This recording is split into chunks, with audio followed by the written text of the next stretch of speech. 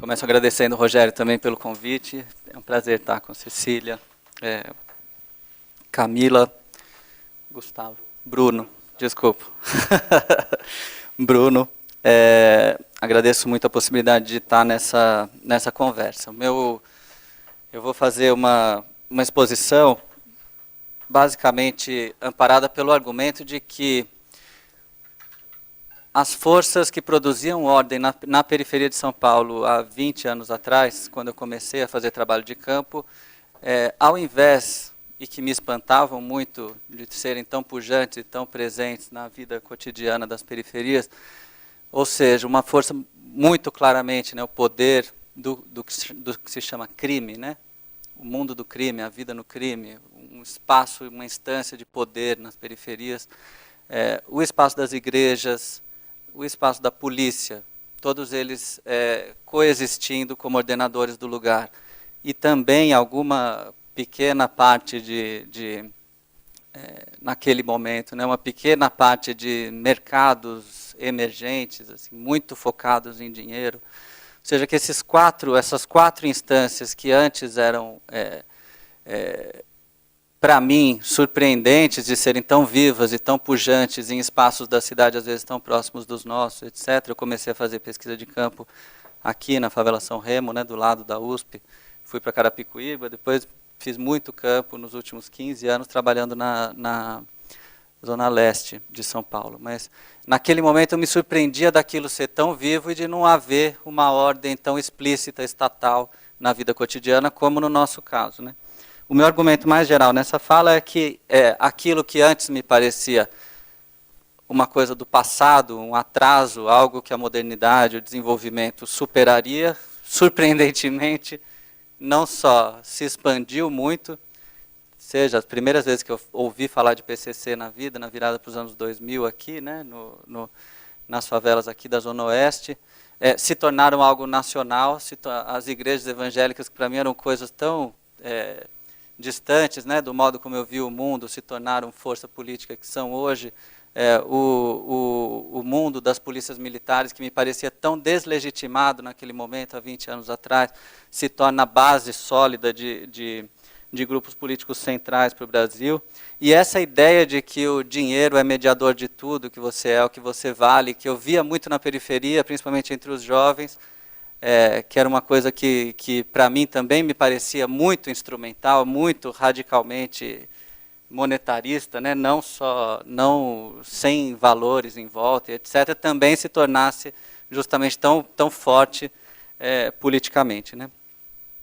Os discursos do mercado financeiro hoje me lembram muito os discursos que eu ouvia na periferia há 20 anos atrás. Então, esse é o meu argumento, né? Que ao invés da visão mais autocentrada que eu tinha, né? De que aquilo era o atraso, nós aqui da USP éramos o futuro e que o mundo seria civilizado e intelectual, é um pouco o oposto que aconteceu nesses 20 anos, né? A gente foi virando nada, e esses grupos foram se tornando extremamente centrais e de certa forma, se coadunando. Tá?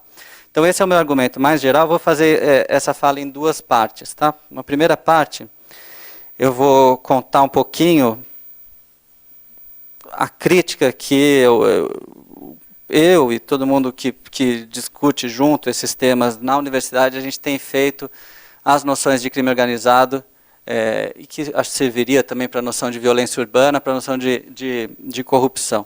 Não porque isso não seja importante ser discutido, mas porque a ideia de crime organizado não funciona analiticamente, ela é disfuncional analiticamente. Eu acho que o Machado da Silva, professor, sociólogo agora está na UF, né, no Rio de Janeiro, o Machado trabalhou muito uma crítica à noção de violência urbana, e eu vou me apropriar dessa crítica para pensar a ideia de crime organizado. Na segunda parte, eu vou tentar, na segunda parte da minha fala, esboçar o argumento, esse argumento principal mais geral, especialmente a partir do universo criminal, tá? Não só de outros, mas não falando tanto de igreja, de polícia militar e de mercado financeiro, que eu acho que seriam pontos que a gente poderia tratar também articuladamente, mas vou falar especificamente da expansão do crime. Tudo bem? Então vamos lá. O Machado diz o seguinte sobre violência urbana. Ele fala, ó, quando a gente fala violência urbana, a gente inclui muita coisa dentro, inclui muitos processos empíricos diferentes dentro, e a gente deixa de diferenciar esses processos. Por exemplo, quando eu falo, o marido matou a mulher, o rapaz está vendendo droga, o outro na esquina foi assaltado. Quer dizer, tudo isso cabe no caso da violência urbana, mas assaltos violentos, crimes de gênero e tráfico de drogas são coisas muito diferentes. O tráfico de drogas é, acima de tudo, um mercado que pode ou não ser violento. No caso de São Paulo, no varejo, não é violento há pelo menos 20 anos. Né? As favelas estão desarmadas em São Paulo há 20 anos. Um caso muito diferente de outros casos brasileiros, ou seja, você não tem violência, força física associada a esse mercado ilegal. Os assaltos quase sempre são violentos. O crime da moça que foi espancada pelo marido passa por processos muito diferentes da regulação faccional, da regulação de mercados ilegais e etc. São fenômenos empíricos totalmente diferentes, que em geral nos jornais, na mídia, são associados, e a gente perde precisão quando a gente usa uma categoria tão ampla para entender processos tão diferentes. Tá? Então, o principal argumento do Machado é esse, e a saída que ele dá para a gente, ele fala o seguinte, vamos desagregar isso daí, e vamos entender os fenômenos e dar nome para os fenômenos que eles têm na realidade. Então, se a gente está falando de tráfico, vamos falar de tráfico. Se a gente está falando de violência doméstica, vamos falar de violência doméstica. Se a gente está falando de crimes de gênero, crimes de gênero. Estamos falando de assalto, é assalto, não é violência urbana. Tá? Vamos usar os nomes que as coisas têm, desagregando, e vamos pensar a violência como o uso da força, descritivamente apenas. Violência não é não vem nessa linhagem teórica, né? Não vem revestida de um monte de problemas morais, etc. O conceito vem bem reduzido como o uso da força. Tá? Então, daí a gente pode falar, bom, tem mercados ilegais violentos, mercados ilegais não violentos, tem criminalidade que é violenta, tem criminalidade que não é violenta, tem, em vez de falar de crime organizado, a gente pode falar de facções, em vez de falar de facções, a gente pode falar de PCC, CV, ADA, TCP, bonde dos 40, assim por diante. Né? Então, vamos dar nome às coisas que as coisas têm para a gente poder entender o que a gente está falando. Eu acho que a ideia de crime organizado tem esse mesmo problema da violência urbana. É uma categoria jurídica, né? Não uma categoria analítica, e ela em geral, é feita por quê? Porque se o cara é do CV, do PCC, igual o cara falou do DPEM lá para a gente, né? O cara falou, para mim, se o preso é do CV, do PCC, se o preso é de outra facção, se ele não tem facção, para mim não significa nada. Ele tem o BO dele, a condenação dele, e para mim ele é um preso. Né?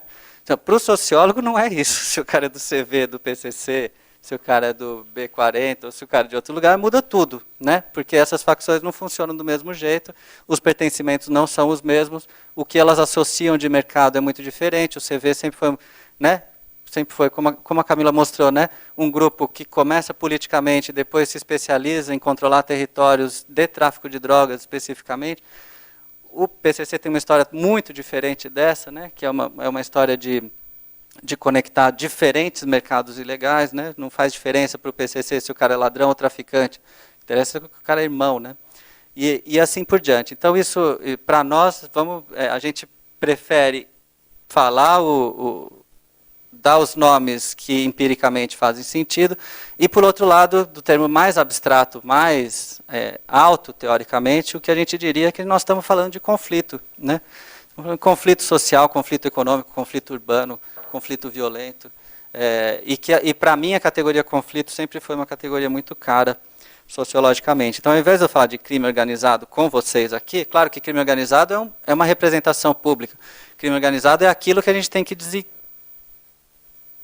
decompor, né? Mas a gente tem que entender o que ele representa para a gente, o que esse fenômeno representa em termos de conflito social, político, econômico, e o que esse fenômeno representa empiricamente. Aí nós estamos falando de uma facção específica, de outra facção específica, com histórias muito claras, muito precisas, os estudos estão melhorando, né? A gente tem aprendido muito, então, com histórias muito claras do que vem acontecendo em cada caso. Então, se eu estou falando de PCC há 20 anos atrás, eram os caras do agronegócio, que eram, como a Camila falou, né? Eram os caras os pés de chinelo do PCC eram compradores de quem trazia droga da Bolívia e vendia no Mato Grosso, né?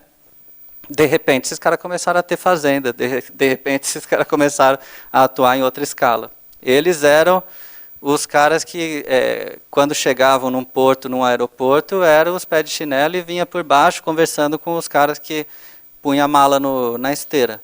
Agora eles chegam numa outra posição para negociar com agentes estatais, para, claro, tentar corromper e passar grandes quantidades de contrabando, de droga, de arma e etc.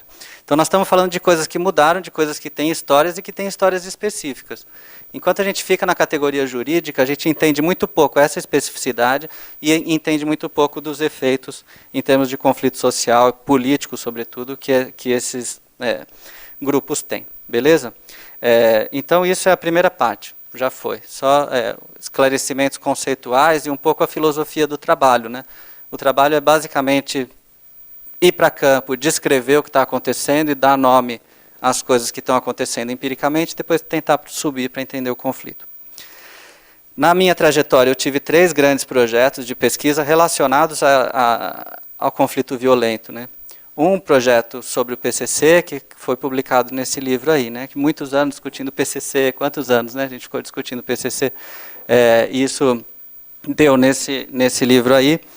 Um projeto para tentar entender homicídio no Brasil, primeiro homicídio em São Paulo, primeiro homicídio nas periferias de São Paulo, hoje tentando, que é uma coisa que ainda venho trabalhando e que pretendo publicar nos próximos anos, mas um modelo de entendimento de como oscilam homicídios no Brasil, e um projeto que a gente tem trabalhado em equipe, com 10 pessoas ligadas ao Centro de Estudos da Metrópole, que é um projeto específico sobre mercados ilegais, partindo empiricamente do mercado de veículos no Brasil, veículos roubados, furtados, e como esse mercado de veículos roubados, furtados se relaciona, de um lado, com mercados legais, seguros, leilões, etc. De outro lado, como se relaciona com mercados ilegais, sobretudo nas fronteiras, né, onde os carros são trocados por droga, arma, contrabando, etc. Tá? Sempre nessa mesma perspectiva de tentar entender como essas coisas todas estão produzindo ordem, né? Segunda parte, vamos lá. Vou chegando nas periferias, 97, 98, eu comecei a fazer pesquisa em favela, né? Esses 4 grupos de poder estavam lá, isso, um artigo de 2010, eu trabalhei isso, escrito há exatamente 10 anos atrás, né? Falando, ó, nas periferias não tem uma fonte de ordem social, de ordem política, de ordem urbana. Tem ao menos 4, né? Então eu dizia, bom, tem uma fonte que diz, um grupo de poder que diz que é pela força que a gente põe ordem nesse lugar, né? Que tem que subjugar o outro, e essa é a forma de produzir ordem, né? Esse era um grupo muito presente nos anos 70 e 80, que eram os justiceiros, o pessoal que organizava linchamentos, né? Tem uma literatura grande de linchamentos, que vê que linchamento não é uma coisa espontânea, linchamentos eram organizados para fazer um ritual de ordem, né? E que, de certa forma, depois se apresenta pela força da polícia militar, né, que, como a Camila dizia, até os anos 90 a polícia chegava muito forte e acreditava, de fato, que era pela força que você ia manter aquele lugar sob domínio, né, sob controle. Tinha um outro grupo local que falava, não, é Deus, aqui a nossa ordem aqui se faz capilarmente controlando os comportamentos pela via das igrejas, né? As igrejas, primeiro mais fortes, a entrada de teologia da libertação, de grupos católicos de base, comunidade de base, etc. que, claro, era uma ordem vinculada à ideia de direitos, vinculada à ideia de que tem um povo de Deus que vai se elevar, etc. Depois, posteriormente, a expansão das igrejas evangélicas, muito mais controlando o comportamento cotidiano, tal, mas é sempre uma ideia de que era pela moral, pela diferença entre o que é sagrado, o que deve ser feito e o que não deve, que a gente vai manter a ordem nesse lugar e vai se integrar, né? Porque tudo isso tem a ver com integração também, né? Você domina aquele território, ele deixa de ser um câncer, ele passa a ser organicamente vinculado. Ou se você consegue fazer com que essas pessoas todas se tornem trabalhadores, elas vão ser representadas politicamente, assim por diante. E tinha um grupo que apostava pura e simplesmente no dinheiro, né? Para subir eu tinha muitos relatos desses, assim, ó, comecei com igreja, não sei o quê, mas eu fui vendo que o que importa mesmo é você ter dinheiro. Quando você tem dinheiro, as pessoas te respeitam, quando você não tem, não te respeitam. Olha para aí, olha para as pessoas que têm respeito no mundo, todas elas têm dinheiro, tudo tem a ver com essa prosperidade, né? Com a prosperidade econômica, com a ideia de mobilidade social do pobre, que fazia muito sentido a certa altura da vida, quando se falava, ó, o meu primo era uma pessoa que nunca foi respeitada por ninguém, aqui na família era alguém que ninguém gostava, não sei o quê, de repente ele começou ele se aposentou, ele montou a empresa dele, ele chega aqui com o carro, ele dá presente para as crianças, sei o quê, ele passou a ser o centro da nossa família, né? Eu estudei muitas histórias de família, e os caras, eu vi muitos relatos desse tipo também, né, de que é a prosperidade que move. Claro que isso tem tudo a ver com o crescimento pentecostal e assim por diante. Bom, e por último, era o grupo que tinha me levado à periferia, né, que era o grupo que acreditava nos direitos da cidadania, na ideia de que a gente vai ter uma comunidade de direitos, direito à saúde, direito à educação, direito à moradia, direito a infraestrutura urbana, direito à segurança e assim por diante, que já quando eu comecei a trabalhar já era muito minoritário frente a esses. Então, se você chegasse numa favela há um tempo atrás e falar, leve-me ao seu líder, as pessoas não te levariam mais para a associação comunitária. Isso há 20 anos atrás. As pessoas te levariam ou pro chefe do tráfico naquele momento, na favela, ou para o chefe da igreja, ou para alguém que era rico naquele bairro e que era considerado alguém que era provedor do sustento daquelas pessoas. Tá? Então, essa ideia de que a gente tinha direitos, que tem cidadania, que aparecia muito, né, eu acho que muito pela construção partidária dos anos 70, dos anos 80, se tornando partido de esquerda, a ideia de trabalhador, etc., que já era muito presente aqui, não era muito presente lá. E lá as tendências que apareciam como presentes eram ou uma monetarização muito forte das relações sociais, ou a força bruta, ou as igrejas, né? Na minha cabeça, isso era um atraso, como eu estava falando para vocês. Na minha cabeça, a nossa perspectiva de intervenção nesses lugares, que me fez sair da veterinária e virar cientista social, era justamente de que nós éramos agentes de modernização política daqueles territórios, né? Nós éramos agentes que faríamos com que as ideias já consolidadas na legislação agora se estendessem até lá. Então essa é a ideia, tem o ECA não foi implementado ainda, a gente tem que implementar. Tem um monte de direitos de moradia, a função social da propriedade, tudo isso nunca chegou até lá, nós somos os agentes que vamos levar isso até lá, né? Olha o nível da loucura, né, da pretensão, achar que a coisa estava nessa medida. Bom, sociologicamente, acho que o Machado matou isso daí também, né? Eu gosto muito do trabalho do Machado da Silva, muito inspirador para mim. O Machado fala, existe uma coexistência de ordenamentos, né? Essas ordens todas, a ordem religiosa, a ordem econômica, monetária, a ordem de direitos e a ordem da força bruta, essas ordens coexistiam ali, né? Não demorou muito para que eu começasse a ver que essas ordens tinham os seus agentes, né? Existiam agentes que consolidavam a existência desses ordenamentos, né? Então, claro, as igrejas evangélicas aparecem com muita força na base como agentes da teologia da prosperidade, de um lado, né, e da moralidade religiosa, de outro. Então, era unindo essas duas pontas, né, do dinheiro e da moral cristã velho testamentista. o mundo do empreendedorismo, o Sebrae, o mundo da lógica de que self-made man, né, que você vai ser você não vai mais ser nunca mais empregado, você vai ser patrão de si mesmo, ele chega muito forte também, especialmente via mercado, também via política pública, também via igreja. A igreja também se apropria disso. O mundo dos direitos vai perdendo um pouco sua força, mas se mantém especialmente como correia de transmissão, para usar uma expressão antiga, daquilo que tinha se institucionalizado já na esfera da política institucional. Ou seja, se antes os movimentos de base eram a base dos partidos, depois os movimentos de base passam a ser o braço do partido para poder chegar nos pobres. Né? Tem uma inversão do vetor. E onde eu vou focar um pouco mais minha análise, o mundo do crime, que era uma coisa externa à comunidade, até os anos 90, durante os anos 90, progressivamente vai migrando para dentro da comunidade como uma autoridade de poder. O que o crime fazia? O crime juntava força, né? Tinha força armada se precisasse, em última instância.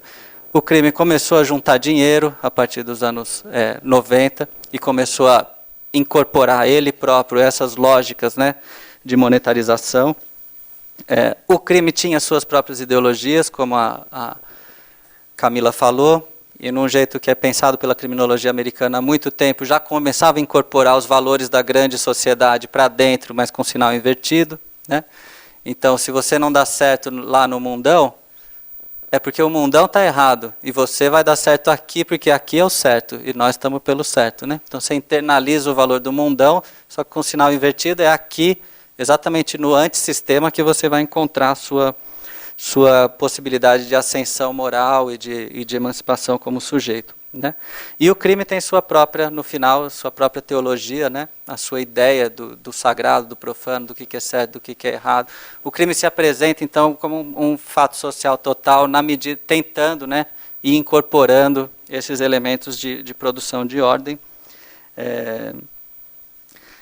No caso paulista, tem mundo do crime no Brasil todo, mas no caso paulista, um pouco do que a Camila já falou, o primeiro comando da capital se apresenta como o sujeito dessa justiça, o sujeito dessa ordem, o sujeito dessa força, o sujeito desse poderio econômico nas periferias. Né?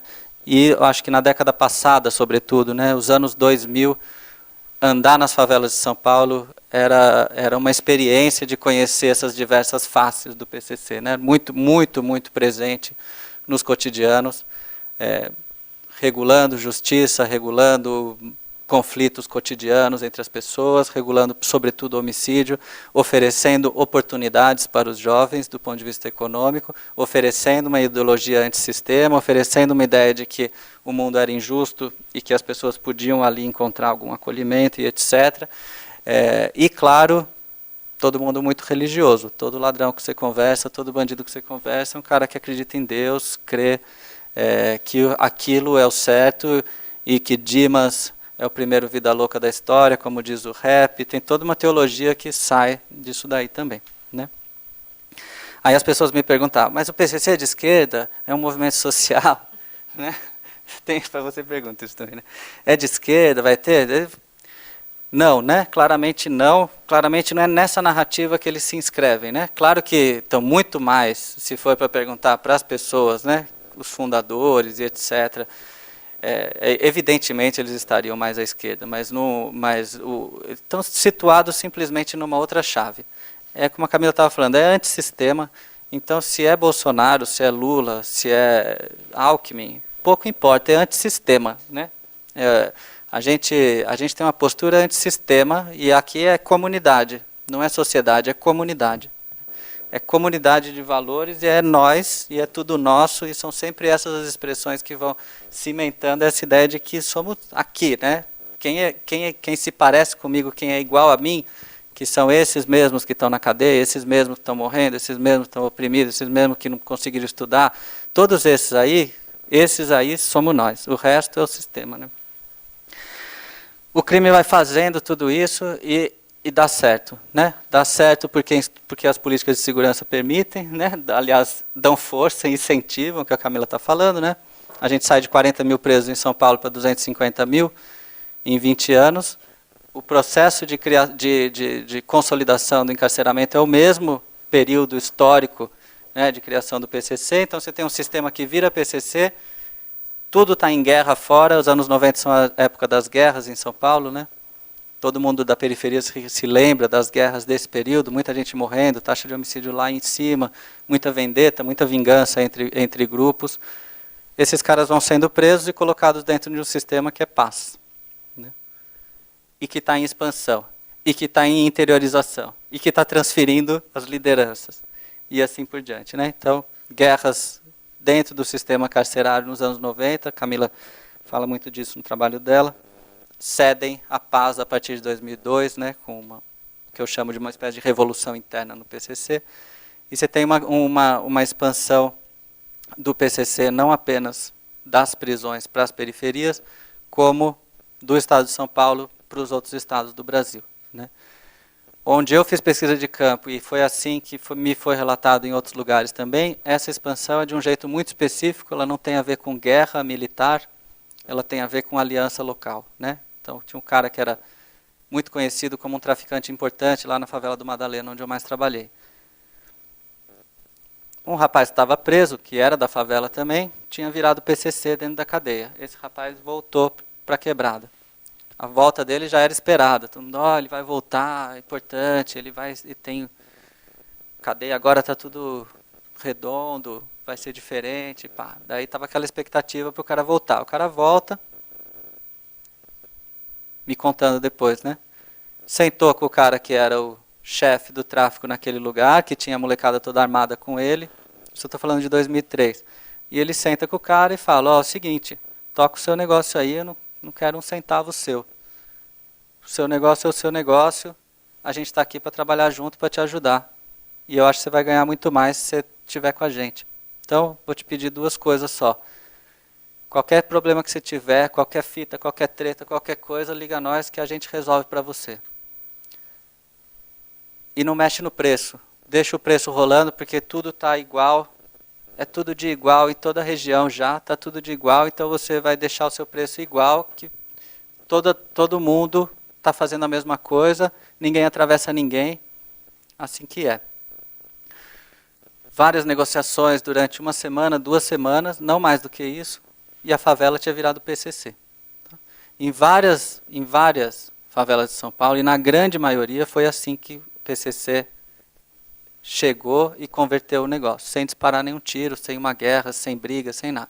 Onde isso não funcionou, teve guerra, teve tiro, teve bomba e teve muita morte. Mas, a partir daí, o que sociologicamente é isso, né? Reivindicação do monopólio da força. Qualquer treta, qualquer fita sou eu. Controle de armamento, né? As favelas têm armamento bem controlado, não estão na mão da molecada. E regulação e intervenção econômica pesada, né? Tabelamento de preço, que durou durante mais de 15 anos nas favelas de São Paulo, né? Então, você tem um modo de funcionamento que coloca mercados e política de ordenamento associados, né? E aí, a expansão vem fácil, né? Você não precisa ocupar o território do outro, matar um monte de gente, convencer os caras do outro que eles têm que trabalhar para você agora, etc. e tal. E você não tem controle territorial, então você não precisa fazer guerra com a polícia tampouco, né?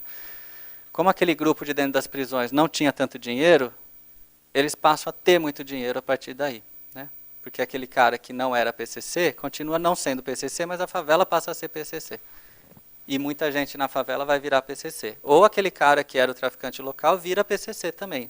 Vários arranjos possíveis, mas arranjos descentralizados, né? Com isso, a capacidade de pagar a polícia aumenta brutalmente, né? Organizadamente, como a Camila estava falando. Se antes era aquele cara que tinha que pagar o acerto com a civil, agora você tem um monte de caras associados que podem pagar o acerto com a civil, e os acertos com a polícia militar na viatura, e os outros acertos, e assim por diante, né? Teve uma fala do Mano Brown que para mim é profética, em 2010. Ele fala, ele está meio bêbado assim, tomando um vinho, num evento da Afropress, que é uma imprensa negra, né? 2010, antes da eleição da Dilma, né? Então o cara pergunta para ele, ô Brau, o que você acha que aconteceu de mais importante? Não, primeiro ele pergunta para ele, ô Brau, e o extermínio da juventude negra? O que você tem a dizer sobre isso? Aí o Brau fala assim, extermínio da juventude negra. Bom, em São Paulo, que é o que eu conheço mais a fundo, isso aí está temporariamente suspenso. Ele fala. Por uma lei que não é do governo, é de um outro governo. Ou seja, ele estava se remetendo ao PCC, interditando cadeias de vingança na periferia, né? E os índices de homicídio em São Paulo em 2010 já estavam, de fato, muito baixos. Aí o rapaz que está fazendo a pergunta, que é militante de esquerda, negra, etc., ele não entende a resposta e ele fala assim, ele pensa, o Brau está falando não do governo do Estado, que é do PSDB, ele está falando do governo federal, que é do PT. Então o menino já pensa assim, ele falou de um outro governo, então ele está falando do governo federal, porque está em época de eleição e tal. Daí ele fala assim, ô Brau, o que você acha que aconteceu de mais importante para as periferias nos últimos 8 anos? Falando do governo Lula, né? Aí o Brau não entende o que o menino está falando, porque o Brau está com outra coisa na cabeça, e fala assim, o surgimento do PCC. Aí o menino não entende nada, de nada, e acaba a entrevista. Daí entra uma outra pessoa e fala assim, aí sacando que ele estava falando de PCC, não sei o quê, e pergunta, então, Brau, a gente sabe que diminui o homicídio em São Paulo, que PCC tem a ver com isso, não sei o quê. O que você acha que pode acontecer no Brasil para resolver o problema? Aí ele fala, eu temo que a solução seja a mesma. Essa já é uma época, 2010, em que as redes das principais facções, veja, não do crime organizado, das principais facções brasileiras, são duas, né? E depois vai aparecer uma terceira no norte, mas basicamente CV e PCC estão rodando pelo Brasil inteiro já. Se a gente pegar um documentário, para mim, o rap, a música, os documentários, a produção estética da periferia sempre foi um objeto muito importante. Você pega um documentário de 99, que é o Rap do Pequeno Príncipe, lá em Pernambuco, os caras justiceiros se matando, cadeia de vingança, etc. Eles estão lá, os caras do Racionais, um monte de gente falando, temos que parar de se matar, não é matar nós aqui, tem que matar o sistema, e assim por diante, fazendo o que a gente chama de trabalho de base, né? E os caras lá em Pernambuco falando, imagina, tudo safado, tem que morrer. Aí você vê os vídeos no Rio de Janeiro, tem um cara dando tiro para outra favela, pá. Daí o cara liga no radinho, irmão, tô entendendo aí, quer bater de frente, bate de frente, mas é na cara a cara, não é assim, ficar dando tiro pro alto, vai pegar em criança, não sei o quê. Quer vir aí, vem aí, vamos encarar, vamos nós, né, a masculinidade do crime. Mas tem um trabalho de base sendo feito há muitos anos para que essas alianças entre facções sejam possíveis, elas foram possíveis. Durante muito tempo, CV e PCC estiveram juntos, deu um monte de treta, separou, logo tende a voltar de novo, na minha leitura, porque é muito mais racional para o crime trabalhar junto do que trabalhar se matando e assim por diante, etc. Então, essa é a minha leitura do que aconteceu politicamente em relação à expansão do crime. Tá? Tem grupos criminais com essa ideologia muito forte que foram produzindo alianças locais e foram pacificando territórios o quanto possível e explorando economicamente esses territórios o quanto possível, a partir de reivindicação do monopólio da força, que a gente sabe politicamente o que significa, regulação de mercados ilegais. Essas coisas foram conectando muitos mercados diferentes. O explosivista de Manaus podia ajudar um roubo de banco em Goiás e assim por diante. Tá? Para encerrar, isso produziu uma reação de baixo para cima. Claramente, aqueles outros dois grupos que não estavam muito próximos do crime, nas periferias, sobretudo policiais militares de base e igrejas evangélicas, passaram a também fazer muito trabalho de base contra o crime, mas aí numa outra vertente muito mais fácil de entrar no sistema político, que é uma vertente de talvez menos poder econômico, embora tenha muito, com relação ao crime, mas de muita capilaridade nos partidos políticos, e foram entrando em todos, e foram compondo suas bancadas em todos, e a gente vê a quantidade de eleitos, né, dessas bases, construindo a base desse novo conservadorismo e etc. Então tem muito trabalho de base da PM, que vai entrar no Conselho de Direitos, vai entrar no Conselho de Adolescente, vai entrar no Conselho Tutelar, vai entrar no Conselho de Diversidade, vai entrar nas subprefeituras, vai entrar nos espaços de gestão de política pública, aqui em São Paulo isso é muito evidente, né? Em geral associados a grupos de base de igrejas que estão muito capilarizados nas periferias também. Então eu acho que daqueles grupos todos que estavam na periferia, e com isso eu concluo, aqueles grupos de poder todos que estavam na periferia, eles saíram da periferia e eles tomaram uma série de instituições modernas que a gente achava que se expandiriam para tomar as periferias, né? E eu acho que a gente está vivendo exatamente isso hoje. Então, de um lado, eu vejo a politização do crime nessa medida, de baixo. De outro lado, eu vejo a politização, e aí focando mercados e não instituições, colonizando cada vez mais mercados, com essa lógica de é dinheiro, é dinheiro, é dinheiro. De outro lado, eu vejo a politização reacionária de todos esses grupos de igrejas e de grupos sobretudo de policiais militares, fazendo trabalho de base e constituindo-se também como uma força política de sustentação das ideologias mais conservadoras. Aquele grupinho que já estava decadente nas periferias, que somos nós, né, que acreditamos nos direitos, na cidadania e etc., a gente está agora ficando bastante decadente na cena pública também, e não tem muito espaço para a gente dizer muita coisa, né? Tem muitas outras circulações muitos outros meios de circulação do discurso político, do qual a gente já não faz também muita parte. Então, como o Brown disse que ele achava que a solução nos outros estados era aquela, eu acho que a solução para nós é um pouco fortalecer entre nós aqui a possibilidade da gente contrapor isso no futuro, porque a curto prazo está muito complicado. Muito obrigado.